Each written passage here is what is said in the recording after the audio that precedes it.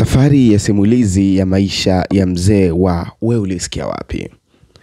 Siku za nyuma msemo wa wewe ulisikia wapi ulikuwa ni msemo ambao ulikuwa maarufu sana, na hii ni kufuatia katika kile ambacho kiliweza kuzungumzwa bungeni. Sasa leo hii nitaenda kukupa simulizi na historia ya maisha ya mtunzi wa msemo huu ambaye aliweza kusema bungeni, lakini ukaenda mbali zaidi katika mitandao mbalimbali ya kijamii na ulitumika kama meme, yani video za kukata za watengeneza maudhui waliweza kutumia msemo huu wa wewe ulisikia wapi. Simulizi hii itakukumbusha mambo mazito sana kuhusiana na kupambana kupitia changamoto mpaka ufanikiwa. Hii ni Usiku TV. Ungana nasi mwanzo hadi mwisho.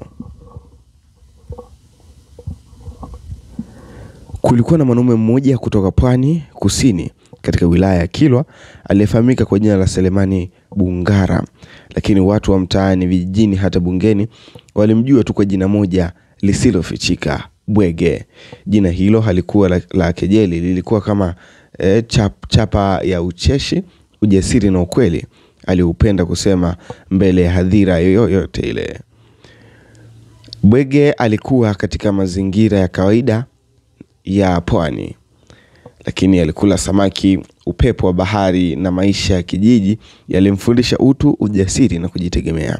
Aliamini kuwa wananchi wa kawaida ana haki ya kusikia, na ndicho kilichomfanya guse mioyo ya watu wengi baadaye. Uingaji kwa sasa. Miaka iliposonga mbele, Bwege aliamua kuingia kwenye siasa kupitia chama cha wananchi, yani kafu. Hakuwa na maneno wakati huo, wala hakuwa mtu wa kuongea sana, lakini moyo wake ulikuwa umejawa na hamu ya kuona haki inatendeka.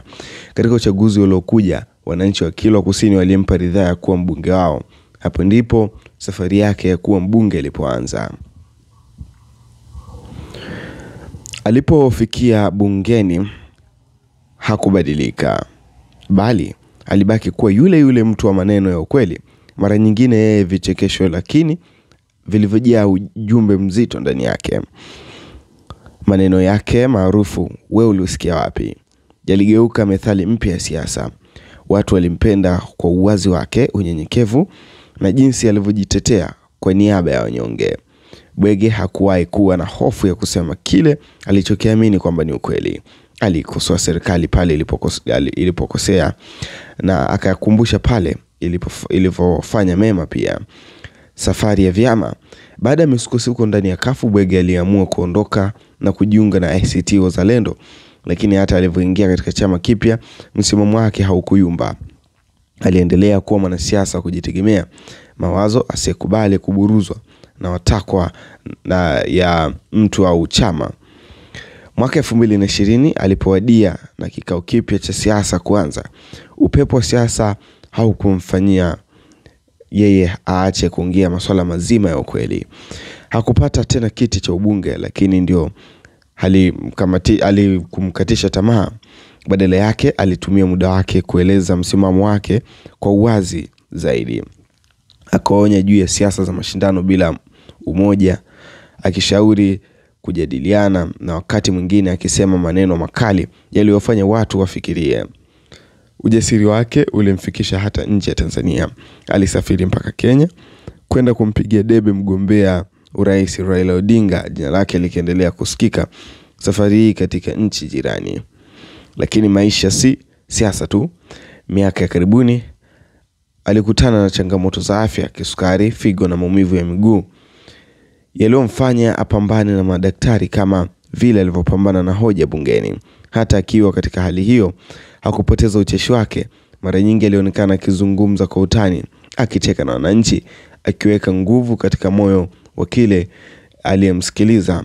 Hata akiwa nje ya bunge aliendelea kutoa, alisema waziwazi huenda akarudi tena kugombea kama moyo wake utamruhusu.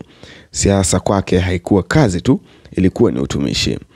Hivyo ndivyo safari ya Bwege, mwanasiasa alianzia kwenye upepo wa bahari ya Kilwa, akiingia bungeni kwa maneno machache ya uzito, akaacha historia yenye machangamko ya ucheshi, ujasiri na uchungu wa kweli wa wananchi wa kawaida. na hiyo ni simulizi yake. Sasa ndio nikupitishe katika doti ya kwanza mpaka doti ya mwisho.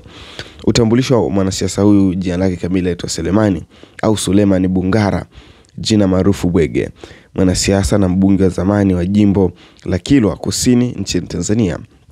Bwege alijiingiza katika siasa ya Tanzania kupitia chama cha wananchi CUF, ambapo aliwahi kuwa mbunge wa Kilwa Kusini takriban miaka 10 kuanzia mwaka 2010 hadi mwaka 2020. Alijulikana kwa mtindo wake wa kipekee wa kuzungumza bungeni, hasa kutumia vichekesho na maneno kama ulisikia wapi katika hotuba zake, jambo lililompa maarufu miongoni mwa wananchi na vyombo vya habari. Baada ya CUF, Bwege alihamia kujiunga na chama cha ACT Wazalendo, hasa baada ya mchakato wa siasa kuvunjwa kwa bunge mwaka 2020. Bwege amekuwa mkosoaji baadhi ya sera za vyama vya siasa na ametoa maoni yake juu ya hali ya siasa nchini Tanzania, akisisitiza umuhimu wa uhuru wa bunge na haki za wananchi. Na hiyo ni historia ya Bwege. Hii ni Usiku TV.